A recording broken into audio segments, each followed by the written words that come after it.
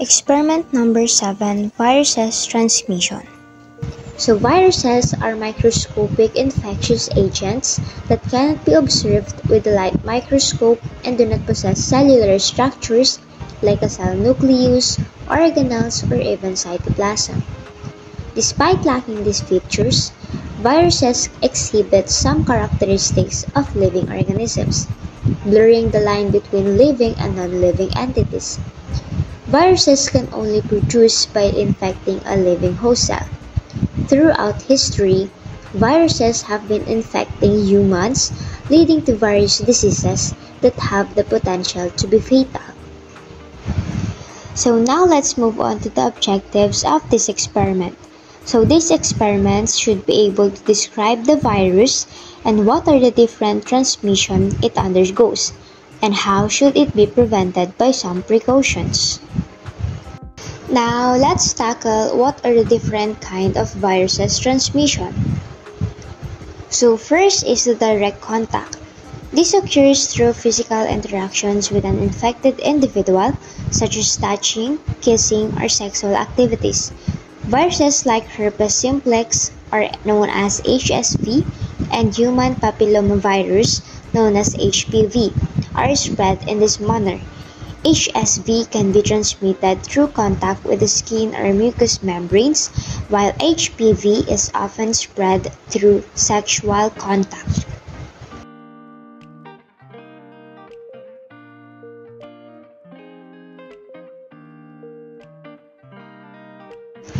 Next is respiratory droplets. Viruses can be transmitted via droplets expelled when an infected person coughs, sneezes, or talks.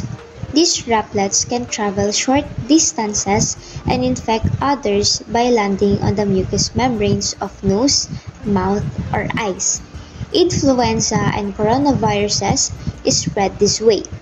Droplets can also settle on surfaces, leading to indirect transmission. Airborne transmission.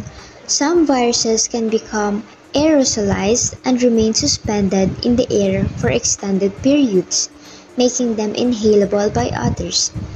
The measles virus, for example, can stay airborne for up to 2 hours in enclosed spaces, making it highly contagious. Airborne transmission allows viruses to spread over greater distances, especially in poorly ventilated areas.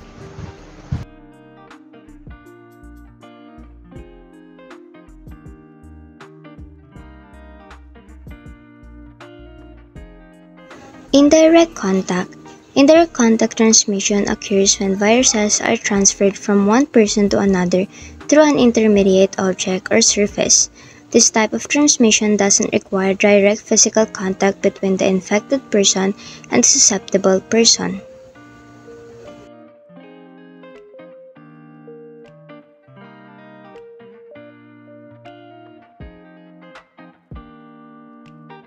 Next is vector-borne transmission.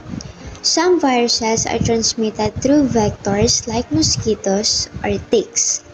For instances, the dengue and Zika viruses are spread by Aedes mosquitoes, and Lyme disease is transmitted by infected ticks. This type of transmission depends on the presence of specific vectors and environmental conditions.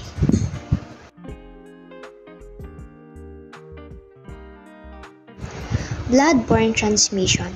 Exposure to infected blood or body fluids can transmit certain viruses. This can happen through sharing needles, receiving contaminated blood products, or from mother to child during childbirth. Hepatitis B, hepatitis C, and HIV are examples of viruses spread through blood-borne pathways. Safe medical practices and screening of blood products are crucial to prevent these infections. Lastly is vertical transmission. Some viruses can be transmitted from a pregnant woman to her fetus during pregnancy, childbirth, or breastfeeding. HIV and cytomegalovirus, or known as CMV, are examples of vertical transmission. Preventing vertical transmission involves prenatal care, antiviral treatments, and measures to reduce risk during delivery and breastfeeding. With that, understanding these modes of transmission helps in developing effective public health strategies to control the spread of viral infections. Now, let's move on to the roles of nurses in preventing these kinds of infectious viruses. Nurses can educate patients and the public on preventive measures such as hand hygiene, respiratory etiquette, and vaccination to reduce the spread of viruses.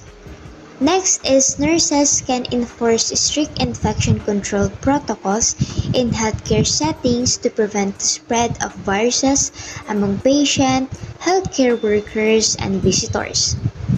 Next is nurses can also play a vital role in administering vaccines to prevent viral infections and promote herd immunity within the community.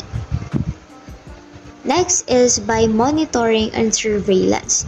Nurses can monitor patients for signs and symptoms of viral infections, report cases to appropriate authorities, and participate in surveillance programs to track and control outbreaks. That's all, and thank you for listening.